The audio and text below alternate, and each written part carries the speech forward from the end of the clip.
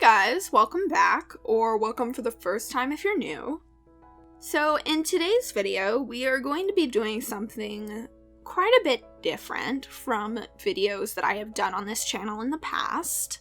In previous videos on this channel, I have done primarily art journals and illustration style videos, and I haven't really done a lot of three-dimensional work.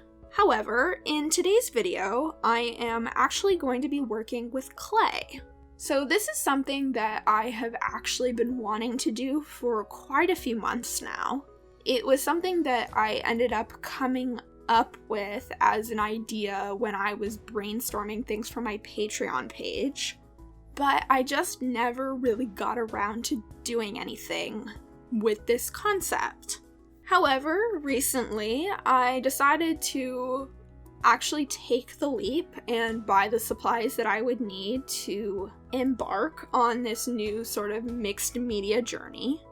And so to get things started, I purchased a package of clay just on Amazon, along with some little pin backs that I could add to my creations to make some pins. Now, as I said, I am pretty new to working with this particular medium. I haven't really done a lot of sculpting or three-dimensional work in general, so I wasn't entirely sure where to start with this. But the first thing I did was start where I was comfortable, and I sketched out some little designs in my bullet journal, just to give myself some general inspiration and ideas to draw from when I actually started sculpting. There were a few different designs that I decided to go with, and I ended up primarily going with some butterflies, a little mushroom, a bird skull, and a yin-yang symbol. And because I wasn't really sure where to start with this medium, I just started warming up some of the clay by kneading it, figuring that I would kind of work it out as I went along. This has pretty much always been my approach to artwork in all of the various mediums that I've tried over the years. It's been a lot of trial and error, and sometimes I mess up royally and create things that I really don't like, but I learn from that. I learn what I don't want to do again. Now, out of all of my little designs that I had chosen, I was most excited by the idea of the butterflies, since I had kind of an idea for a necklace I wanted to make, and so I decided to start with those. I used a light yellow clay for this, because I intended to paint on top of it with black later.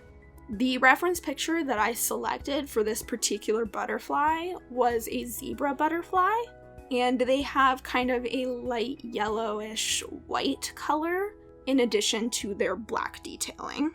And so I just thought that this would be the most ideal color to use. Now, trying to figure out how to actually shape the clay was the first main challenge I came across. I first tried cutting into it, creating a sort of solid slab, and then using the tools that came with my clay to cut away, but I didn't really love the result of that. Even when I tried to smooth out the edges of the clay, I just found that they were a bit more rough and rugged looking than I really wanted for them to be. So once I had kind of eliminated that as an option, I then tried sort of vaguely shaping it with my fingers, and then trying to define it more with the tools. And I did like the result of this much more in the end. Now, with a few of the other pieces, I mixed some of the clay together, because the colors of clay that I had didn't quite match the idea of what I wanted. For instance, for the little bird skull that I make, I mixed a bit of the light yellow that I used for the butterflies, and I mixed it with a bunch of white to make a sort of soft cream color. And I just felt like that matched the kind of old bones kind of look that I was looking for. a bit more than either stark white or really yellow would have. Now, with the pieces that I intended to be pins, you will see that I set some pin backs inside of the clay, where I took one of my tools and I sort of dug out a little section, put the pin back inside, and then shaped the clay back around the base of the pin so that the pin itself extended from the back, but the base was fully encased in clay. I just felt like this would be the most effective way of making sure that the clay and the pin back didn't become separated, which could obviously happen if I decided to try gluing it, for instance. Now, once I had all of my clay shaped and the metal bits and findings attached, it was then time to bake them. Honestly, this was one of the hardest things that I did because I was having a hard time figuring out when they were done baking, but in the end, I managed to get it. I think I was just a bit too scared of burning them. Now, once they were fully baked and cooled, it was then time to paint them. Now, for most of these pins, I painted a base layer of acrylic over the entire surface before I added in the details. There wasn't any real reason for this, except that I just felt most comfortable covering up the original base color of the clay for some reason, which is kind of silly considering the fact that I mixed colors for some of these. But I just felt like it made them have a smoother finish that way. In the end, I think the bird skull is my favorite piece that I made, although I quite like the others as well, with the exception of the mushroom, which did not at all turn out how I wanted it to. But I may end up completely painting over the entire base of this and trying again from scratch, since I do have this clay base and it would be kind of silly of me to not do anything with it.